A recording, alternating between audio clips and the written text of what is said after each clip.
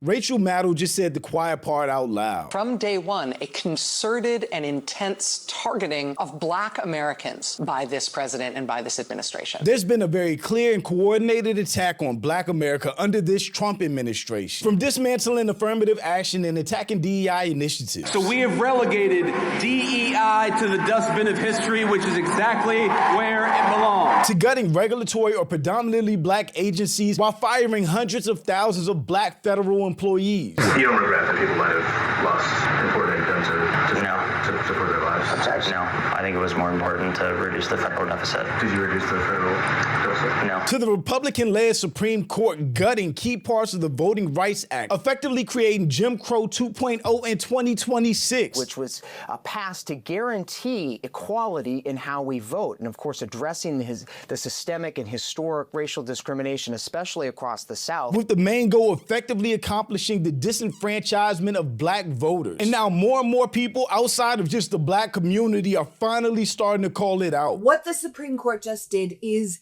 outrageous. The Black community is under attack right now at a level we haven't seen probably since the Civil Rights era. But I'm Jew, welcome to the channel. Please like and share the video. Don't forget to sub.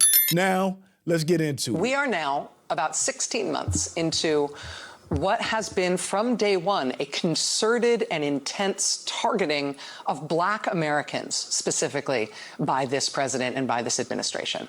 On his first full day in office, he proclaims war on diversity efforts, not only in government, but in any institution in the country over which he can exert leverage, everything from schools and universities to law firms to private businesses of every stripe. Out the gate with this administration, we saw a deliberate attack on affirmative action, DEI, or anything diversity related. Whether that was Trump ending affirmative action requirements for government contractors, which simply preventing government contractors from discriminating against people of color. That's what all of these programs are about. DEI, affirmative action, to prevent or limit as much discrimination as possible. Just anything other than white straight men getting opportunities because they're white straight men. Or them killing affirmative action when it came to college admissions at PWIs, which is predominantly white institutions. The attack on diversity, the attack on anybody other than white men has just been insane. And because this is an administration full of white supremacists and racists, they haven't even hit it at all. We don't treat anybody different because of their race or their sex.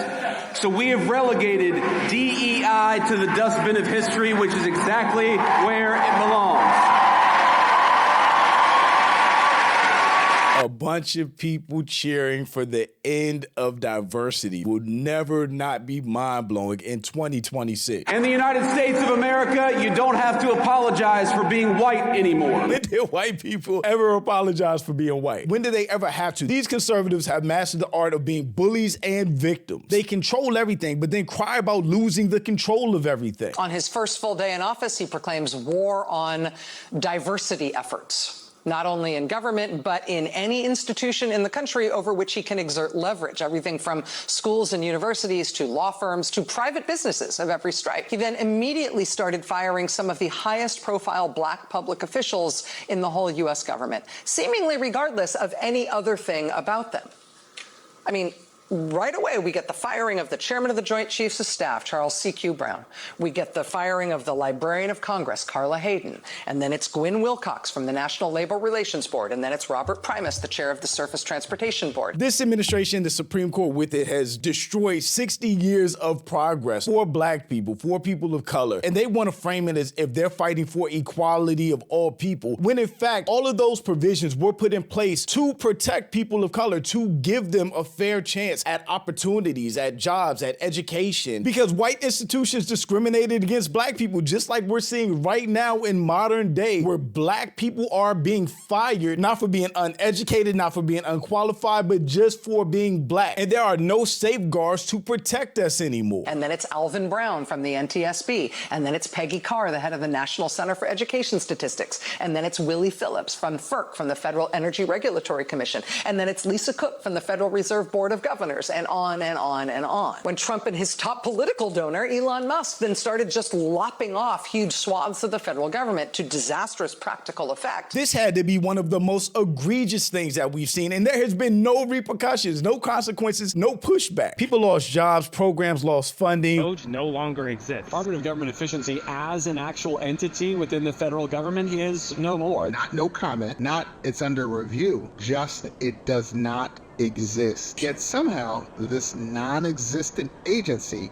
got access to government data, claimed $1 billion in efficiencies, and operated behind a curtain. No audit trails, no verification, no public accounting. Things that we were doing with other countries as far as disease, a lot of people were affected and have since passed away because that funding was cut short. And now the people running it just melted into other parts of the government. Trump put a billionaire private citizen in charge of a quasi-federal agency, in charge of policing other federal agencies, and they gave a bunch of unqualified young white guys unlimited power to basically attack diversity, to attack and destroy anything related to DEI in the federal government. And they did it without being able to even define what DEI meant. How do you interpret DEI? The EO explicitly laid out the details. I don't remember it off the top of my head. It's okay. I'm asking for your understanding of it. Yeah, my understanding was exactly what was written in the EO. You don't regret that people might have lost important income to support their lives? No, I think it was more important to reduce the federal deficit. Did you reduce the federal deficit? No. The largest and most egregious cuts targeted federal agencies that employed a disproportionate number of black employees. In that initial DOGE run, that's how we get to a place where almost 300,000 black federal employees were fired, with the huge majority of that being black women, adding to the growing unemployment rate and limited job opportunities for black people as a whole, especially black men. A snapshot of black employment trends under Trump 2.0. Black workers, particularly men, are experiencing lower employment compared with a year ago. Black unemployment rose and employment fell in Q1 2026, reflecting a deterioration in labor market conditions. In Q1 of 2026, the black unemployment rate, 7.6, was up 1.2 percentage points, higher than the first 3 months of the second Trump administration. Black men's employment population ratio decreased by 1.7 percentage points, from 60.5 to 58.8 since the first quarter of 2025, with non-college graduates driving this decline. Reporter Erica Green wrote about this a few months ago for The Times, noting that nothing had moved backwards in the federal government for black Americans this quickly or this far in over 100 years.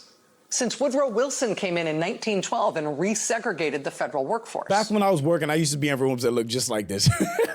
There would be all white people at tables. I would usually be the one black guy. Maybe it would be a black lady that's higher up. But so many offices and meetings look exactly like this. Quote, black employees were fired or demoted to lower level jobs, relegated to separate and inferior lunchrooms and other facilities, and accused of making white women feel unsafe. Relegated to separate and inferior lunchrooms and other facilities. That's segregation. They found a way to resegregate the federal government and accuse of making white women feel unsafe. We are back in Jim Crow. That is the type of narratives and rhetoric and unfounded claims that literally used to get black men kidnapped from their homes at night by a white mob, by the KKK, that would get black men beat to death, shot, stabbed, lynched, while white people watch and laugh. This is where we are right now in 2026, 60 years after civil rights. Those who remained were humiliated. A black worker in the Postal Service was surrounded by screens so white workers would not have to look at him. Another employee, they may as well be making him drink out of a separate water fountain at that point. This is insane. Had a cage built around him to separate him from his white counterparts.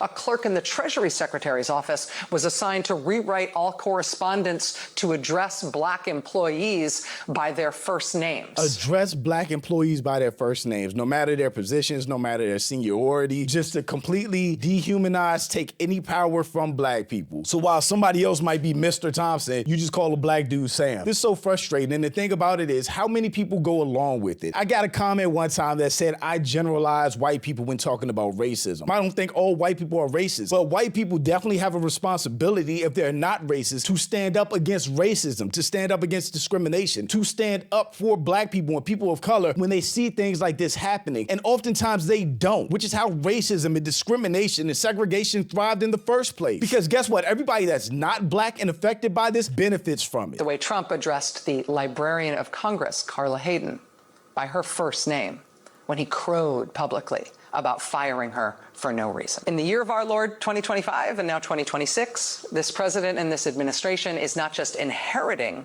that history from the Wilson administration, it's furthering it in its own ways. She literally has been very consistent with calling out Trump, the Trump administration, racism, discrimination, all the things that have happened in both Trump administrations. Since 1965, there has been an executive order in effect. It was signed by Lyndon Johnson, 1965. Since 1965, all federal contractors have been banned by executive order from discriminating on the basis of race, color, religion, sex, sexual orientation, gender identity, or national origin. Donald Trump rescinded that 1965 rule on his first full day in office. Less than a month later, Trump announced another rule change.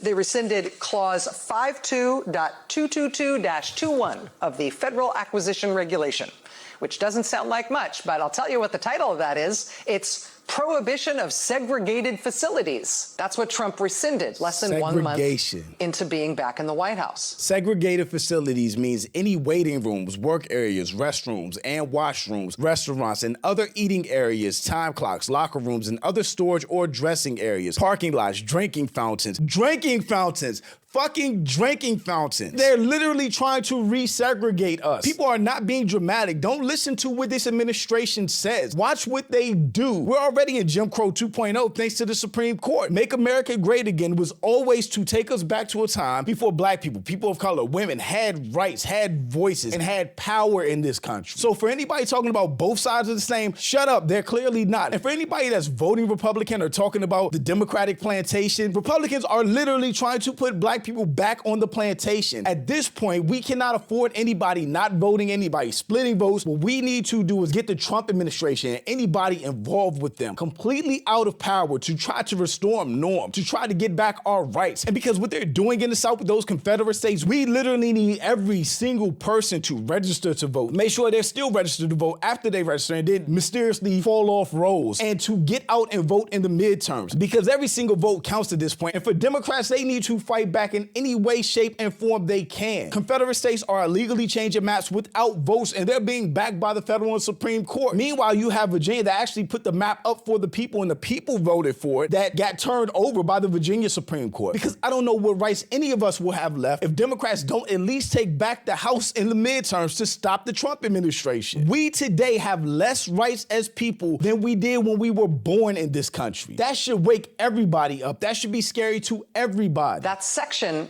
reads, quote, "The contractor agrees that it does not and will not maintain or provide for its employees any segregated facilities at any of its establishments, and that it does not and will not permit its employees to perform their services at any location under its control where segregated facilities are maintained."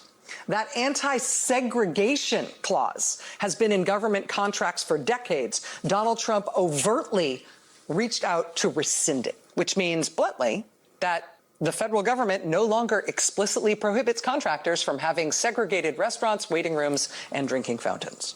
Make America great again, right? Unfortunately, it was clear from day one that the overarching objective of this administration was the destructive of black economic and political power. As I said months ago on Meet the Press, if they were as focused on lowering prices as diversity and equity, eggs would be free right now. Right, but they're all millionaires and billionaires. They don't care about the economy. They don't care about the average person. They only care about tearing down black people and putting the black community back in its place. If your allegiance is not with black Americans against the Trump system of apartheid being enacted here in the U.S., I don't care what your pet issue is. Right now, your genocide doesn't matter to me if the genocide overcome by my people doesn't matter to you. Your Medicare for all doesn't matter to me if our rights as equal citizens of this country doesn't matter to you. That allyship, that coalition, if you're not with us against this evil white supremacist you allowed into power, we're not with you. That statement goes for everybody, even black people. If we're not on the same page with what the immediate greater evil is at this point, get out the way. I will never understand how anybody supports Trump, especially black people. If you're racist, it makes sense. Never will I. I don't even care at this point why anybody black would support Trump. They are ops. They are the enemy. They are not helping black people. Black progress is being rolled back almost 100 years at this point. And it's not stopping with the decision in Louisiana. The Supreme Court has allowed Alabama to select a different map for this year's congressional elections in a stunning last-minute move to interfere with another state primary election that has already begun, just like they did in Louisiana. Troubling developments that keep unfolding, the Supreme Court has radically shifted or reversed the progress made in less than 60 years. There's nothing subtle about what the Supreme Court is doing. They gave Trump legal immunity, and now they are trying to give him political immunity. And they are doing it. We see what's happening now, and we know what we need to do as a people, which is stop this Trump administration. I'm not a Democrat. I'm a registered independent. I said that before. It's nothing new. I do not think the Democrats have served the black community as best they could. However, they are not actively trying to destroy our community like MAGA and these conservatives are right now. And for all the people that are talking at both sides of the same nonsense, Malcolm X himself talked about how important voting is in his ballot or bullet speech. The ballot is as powerful as the bullet. Malcolm X not only talked about the importance of black people voting, of using our votes, but also why some of the northern states aligned with the Confederate states were scared of black people using the vote. I was in Washington a couple of weeks ago while the senators were filibustering.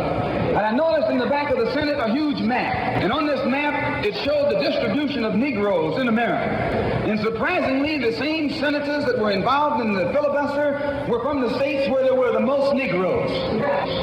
Why were they filibustering the civil rights legislation? Because the civil rights legislation is supposed to guarantee voting rights to Negroes in those states. And those senators from those states know that if the Negroes in those states can vote, those senators are down the drain. And in the Constitution of this country, it has a stipulation wherein whenever the voting rights of people in a certain district are violated, then the representative who's from that particular district, according to the Constitution, is supposed to be expelled from the Congress. Now, if this particular aspect of the Constitution was enforced, why, you wouldn't have a cracker in Washington, D.C. They got a thing that they call gerrymandering. They maneuver you out of power. Even though you can vote, they fix it so you're voting for nobody. They got you going and coming. In the South, they're outright political wolves. In the North, they're political foxes. A fox and a wolf are both canine. Both belong to the dog family. 60 years ago.